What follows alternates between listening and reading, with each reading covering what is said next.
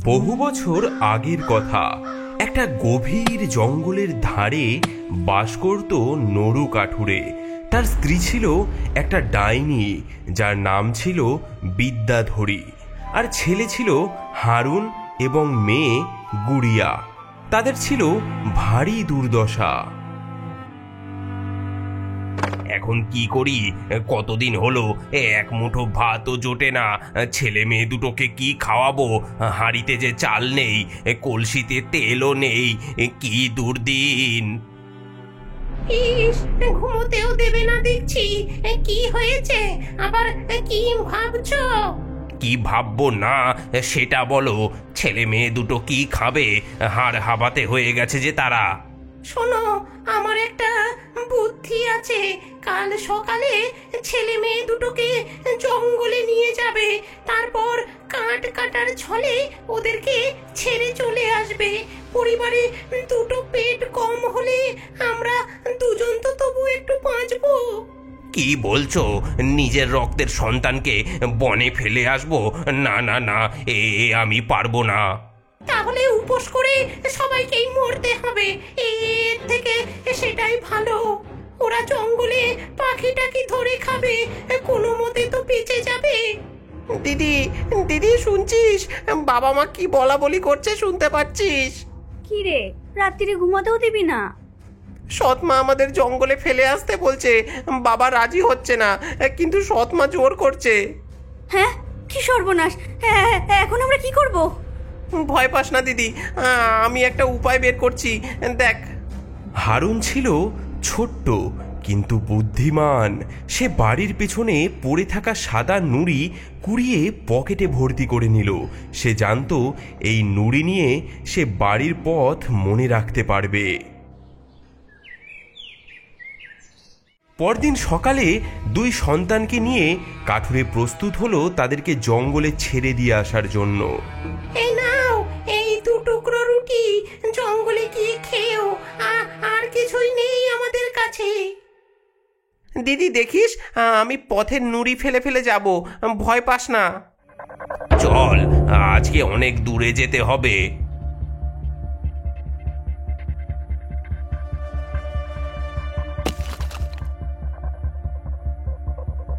হারুন, মাঝে মাঝে কেন থামছিস? কি দেখছিস পেছন ফিরে? হ্যাঁ বাবা, আমাদের বাড়ির ছাদে ওই লাল টুটি মোরগটাকে দেখছি। ছাদের ওপর বসে ডাক দিচ্ছে, আমাদের বিদায় জানাচ্ছে। কি সব বাজে বাজে বকছিস? ওটা ওটা মোরগ নয়, সকালের সূর্য ছাদের দিকে মাথা তুলেছে। কিন্তু আসলে হারুন মোরগ টোরগ কিছুই দেখছিল না। সে চুপি চুপি পাথরের টুকরোগুলো জঙ্গলের পথে ফেলে যাচ্ছিল, যাতে পরে সে সেই পাথরগুলো দেখে তার বাড়িতে ফিরতে পারে। আমি এখন একটু কিছু কাঠ কাটবো, তোমরা বসে একটু বিশ্রাম নাও। এখানে আগুন জ্বালিয়ে দিচ্ছি, শীত লাগবে না।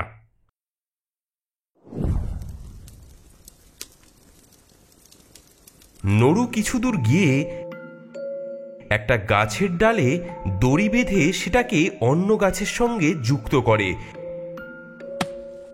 হাওয়ায় দড়ি ঝুলে দুলতে থাকে আর ঠক ঠক শব্দ করে।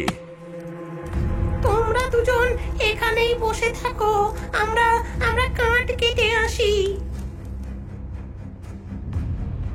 ভাই, বাবা মা কোথায় গেল? ওরা আমাদের ফেলে চলে গেছে দিদি। ঠক ঠক করে যে শব্দ হচ্ছে, ওটা আদেও কাঠ কাটার শব্দ নয়, বাতাসে একটা ডাল দুলছে। আমরা এখন কি করব ভাই? রাত হলে জঙ্গলের বাঘ খেয়ে ফেলবে না তো? কাঁদিস না দিদি, আমি পথের নুড়ি ফেলে এসেছি, সেগুলো দেখে আমরা বাড়ি ফিরবো। কিন্তু দুঃখের বিষয়, যখন সন্ধ্যা নামলো তারা দেখলো যে পথে ফেলা নুড়িগুলো আর নেই।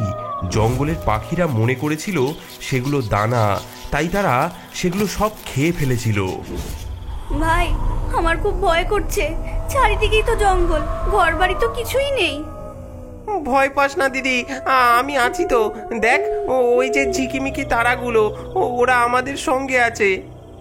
আমার খুব খিদে পেয়েছে ভাই, এক টুকরো রুটিও তো বাকি নেই। কি খাবো আমরা? ওই যে দেখ, ওই ওই যে ফলের গাছ, গাছের ডালে ঝুলছে কত ফল, ওগুলো পেরে খাবো, চল।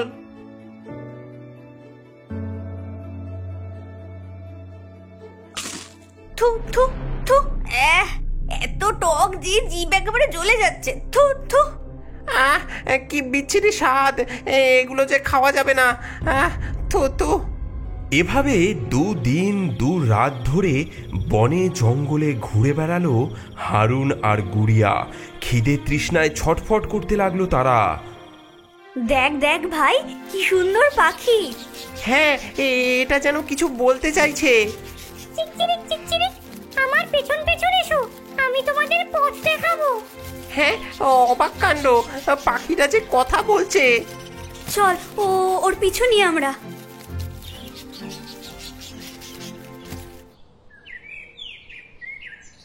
পাখিটি তাদের নিয়ে গেল এক অদ্ভুত বাড়ির সামনে। সেটা দেখে হারুন গুড়িয়া চমকে উঠল।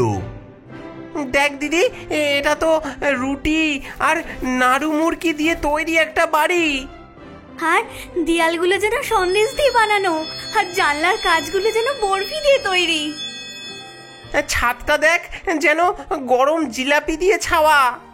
আমার এত খিদে পেয়েছে ভাই, এক টুকরো খেলে কেউ রাগ করবে না তো? আহা, কি মিষ্টি, এত মিষ্টি আমি জীবনে খাইনি। কি সুন্দর খেতে। মিষ্টি খেতে খেতে হারুন আর গুড়িয়া এতই মত্ত হয়ে গেল যে তারা লক্ষ্যই করল না কখন বাড়ির দরজা খুলে গেছে। কে রে, কে আমার মিষ্টি বাড়িটা খেয়ে ফেলছে? মাসিমা, আমাদের বড্ড খিদে পেয়েছিল, তাই আমরা অল্প একটুখানি খেয়েছি, দয়া করে রাগ করবেন না। আমরা আমরা পথ হারিয়ে জঙ্গলে আটকে পড়েছি, দয়া করে ক্ষমা করে দিন আমাদের। আহা বাছারা, তোমরা ভয় পেও না, আমি একদম রাগ করিনি। এসো ভেতরে এসো, তোমাদের আরো মিষ্টি খাওয়াবো। এই বুড়ি আসলে ছিল এক ভয়ঙ্কর ডাইনি। সে নিজের মিষ্টির বাড়ি দিয়ে শিশুদের ফাঁদে ফেলতো, তারপর তাদের খেয়ে ফেলতো। আহা, কি মোটা সোটা ছেলে, বেশ রসালো মাংস হবে। মানে মানে বেশ মিষ্টি মিষ্টি ছেলে।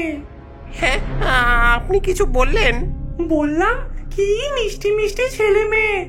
আহা, তোমাদের দেখে আমার মনটা একেবারে জুড়িয়ে গেল।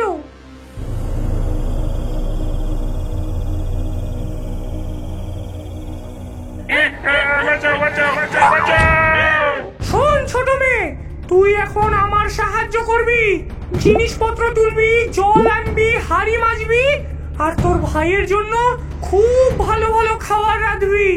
হ্যাঁ হ্যাঁ, কেন দিদিমণি, ওকে ওই খাঁচায় রাখলেন কেন?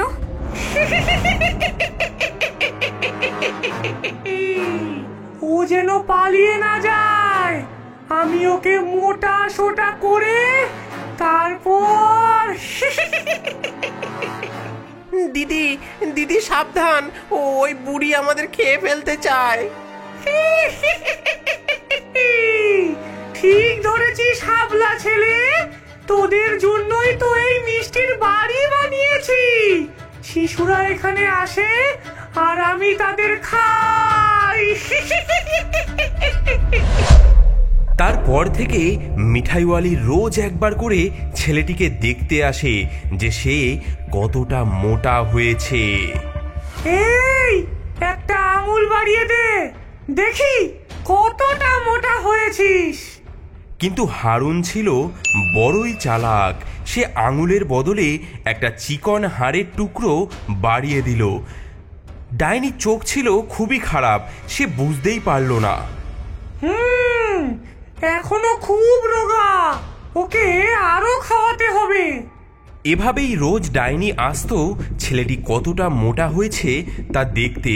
এদিকে ছেলেটিও চালাকির সঙ্গে সেই হাড়ের টুকরো সেই ডাইনিকে দেখাতো। এভাবেই 1 সপ্তাহ পার হয়ে গেল। ডাইনি ক্রমশ অধৈর্য হয়ে পড়ল।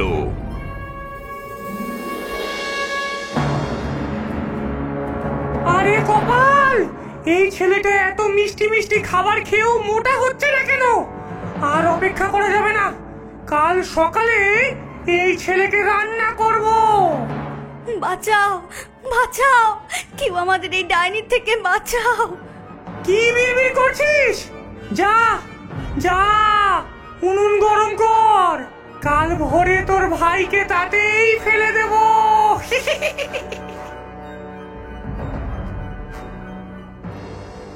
ভাই, ভাই, বড্ড বড় বিপদ। ওই ডাইনি বলছে কাল তোকে রান্না করবে। ঘাবড়াস না দিদি, আমার কাছে একটা বুদ্ধি আছে, শোন।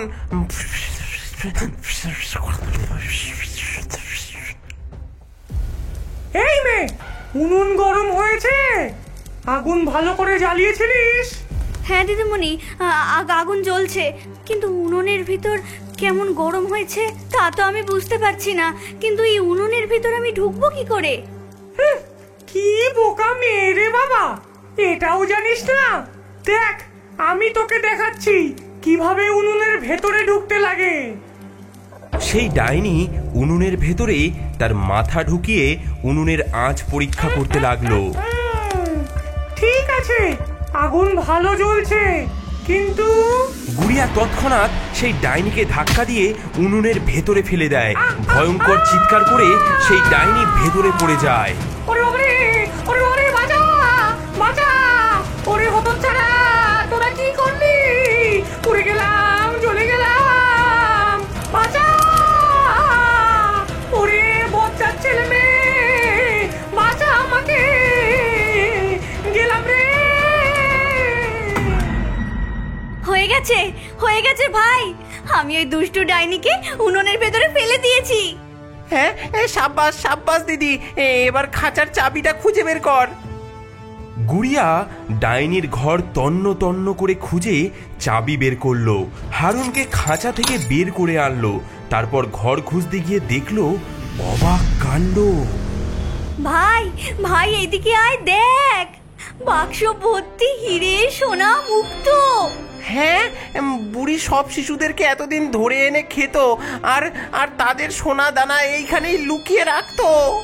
কিন্তু কিন্তু এবার আমরা বাড়ি যাব কি করে? আমরা পথ তো জানি না। ভয় পেও না, আমি তোমাদের বাড়ি ফেরার পথ দেখাবো। আবার সেই পাখি, এবার আমরা বেঁচে যাব। পাখিটি সামনে সামনে উড়তে থাকে, আর সেই দুটি বাচ্চা তাদেরকে অনুসরণ করে। কিছু দূর যেতেই একটা বড় নদীর পাড়ে এসে তারা থামে। এখন এত বড় নদী পার হব কি করে? নৌকা নেই, সাঁকো নেই, এখন উপায়? কোয়াক কোয়াক, আমি তোমাদের পিঠে করে ওপারে নিয়ে যাব, একজন একজন করে চড়ে বসো। হ্যাঁ, হাঁসও কথা বলে?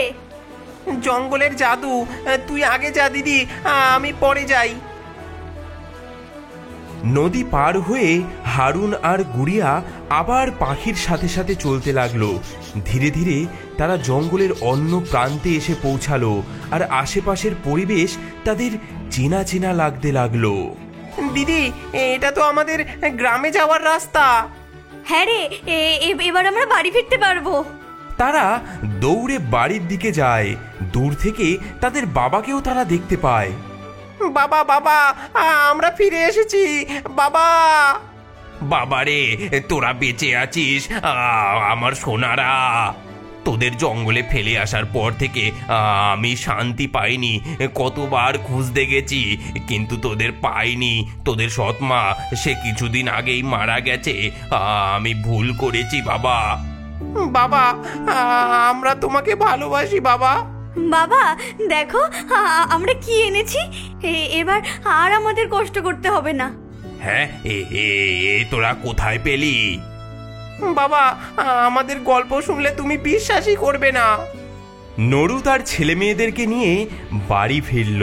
হারুন আর গুড়িয়া তাদের সমস্ত অভিজ্ঞতা বাবাকে শোনালো। সেই সোনাদানা দিয়ে তারা একটি সুন্দর এবং বড় বাড়ি বানালো। আর কখনো দারিদ্র্যের মুখ তাদের দেখতে হলো না।